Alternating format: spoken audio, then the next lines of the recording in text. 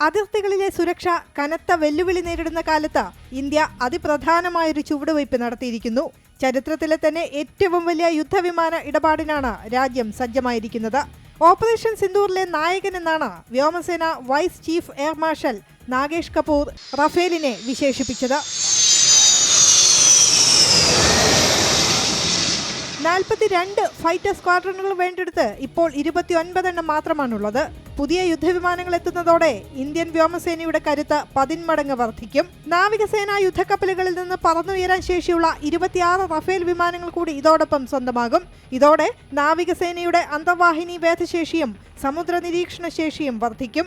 114-ൽ 18 വിമാനങ്ങൾ പറക്കാൻ സജ്ജമായ നിലയിലായിരിക്കും ഫ്രാൻസിൽ നിന്ന് ലഭിക്കുക.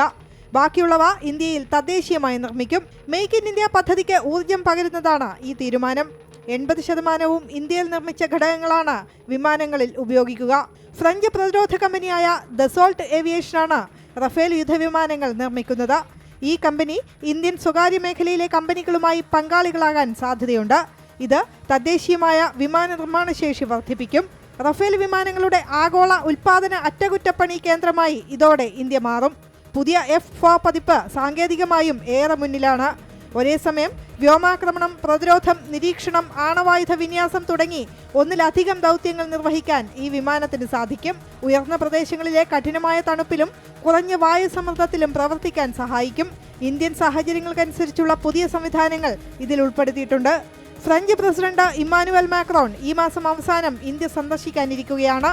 ഇതിന് മുന്നോടിയായാണ് ഡിഫൻസ് അക്വിസിഷൻ കൗൺസിൽ അനുമതി നൽകിയിരിക്കുന്നത്. News desk, Amrita news.